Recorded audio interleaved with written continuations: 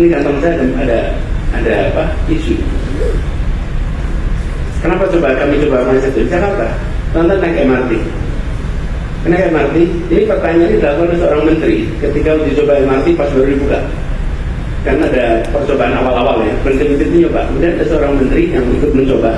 Selesai itu dia ketemu saya, Mas, ini ada yang kurang mas, apa? Tempat sampahnya kurang. Terus saya jawab, Bu, nggak ada tempat sampah, bukan kurang, nggak ada. Terus kalau ada sampah gimana? Dikantongin.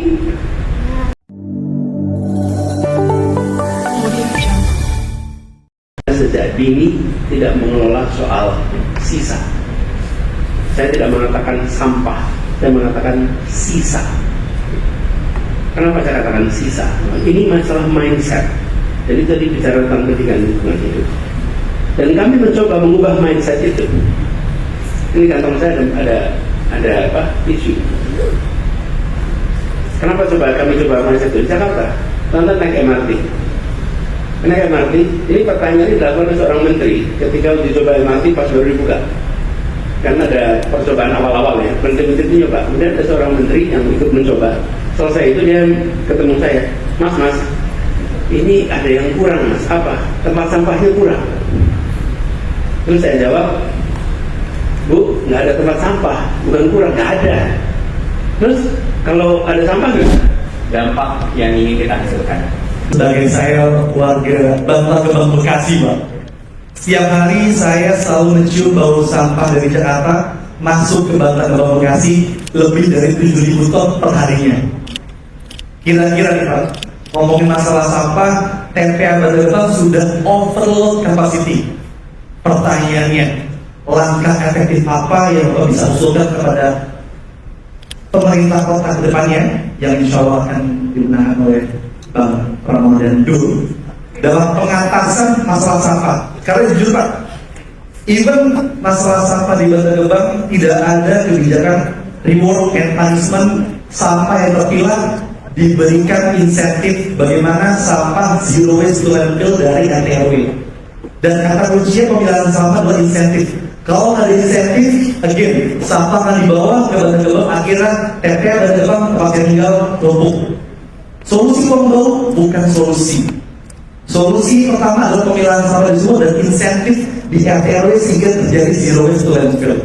Mungkin itu saja dari saya. Terima kasih. Wassalamualaikum warahmatullahi wabarakatuh. Dan sejak dini tidak mengelola soal sisa. Saya tidak mengatakan sampah, saya mengatakan sisa. Kenapa saya katakan sisa? Ini masalah mindset. Jadi tadi bicara tentang pendidikan lingkungan hidup. Setiap kegiatan kita itu membutuhkan input, keluarnya output. Output itu dalam bentuk aktivitas, program, karya. Nah, di luar output itu ada namanya sisa. Sisa ini ada yang bisa dipakai lagi, ada yang harus didaur ulang, ada yang tidak bisa digunakan. Nah, yang tidak bisa digunakan bolehlah kita sebut sebagai sampah. Cuman kita terlanjur terbiasa mengatakan semua sisa adalah sampah. Dan kami mencoba mengubah mindset itu. Ini kantong saya ada apa? Isu. Kenapa kami coba mindset itu? Di Jakarta, tonton naik MRT. Naik MRT, ini pertanyaan ini dilakukan oleh seorang menteri ketika uji coba MRT pas baru dibuka. Karena ada percobaan awal-awal ya, menteri-menteri itu nyoba. Kemudian ada seorang menteri yang ikut mencoba. Selesai itu dia ketemu saya, Mas, ini ada yang kurang mas, apa? Tempat sampahnya kurang. Terus saya jawab, Bu, nggak ada tempat sampah, bukan kurang, nggak ada. Terus kalau ada sampah gimana? Dikantongin. Dan saya udah terbiasa nih ngantongin. Nggak tahu bakal ditanya soal sampah hari ini. Tapi kalau ada, ini sisa. Ini adalah sebuah tisu yang bersih. Tisu bersih. Saya keluarkan tisu itu dari tempatnya. Saya pakai untuk menggosok kacamata. Apakah ini jadi menjijikkan? Tidak. Ini hanya membersihkan kacamata. Tetapi kita terbiasa kalau sesuatu yang sudah kita pakai, kita pegangnya pun risih. Misalnya, buka pisang, ini buka pisang. Terus selesai dibuka, kita mesti pegang baik-baik tuh pisang itu ketika makan. Setelah ditaruh, oke, tunggu 10 menit lagi, pegang gitu. Ini pisang yang baru kita makan tadi tuh. Berubah mindset kita yang tadinya sisa, lalu persepsi kita mengatakan sebagai sampah. Karena itulah menurut saya sekarang ini harus ada revolusi serius soal bagaimana kita melihat masalah lingkungan hidup itu. Apa? Satu, tadi kan input, berarti soal lingkungan apa? Kurangi inputnya, kurangi input yang kita gunakan. Teman-teman, kurangi input kita gunakan itu mulainya apa? Sehari pakai baju sekali, itu mengurangi pencucian deterjen kita. Tapi kalau kita pakai bajunya sehari 3-4 kali ganti baju, okay? Terus setiap 2 hari sekali itu cuci anduk, cuci macam-macam, itu nambah deterjen kita. Itu nambah kita sadari. Jadi konsumsi dikurangi. Cara membantu lingkungan. Yang kedua, ketika kita beroperasi, aktivitas dibuat efisien.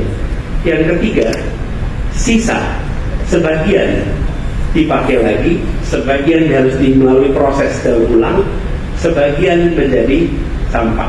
Jadi menurut saya mindsetnya itu dulu. Nah, kota-kota kita di seluruh dunia, seluruh Indonesia menghadapi problematika sampah. Saya kadang-kadang merenung kenapa itu terjadi. Kita sudah tinggal di kota, tapi mindset kita masih seperti dulu kita saat masih di desa, saat masih rural. Apa sih masih rural itu?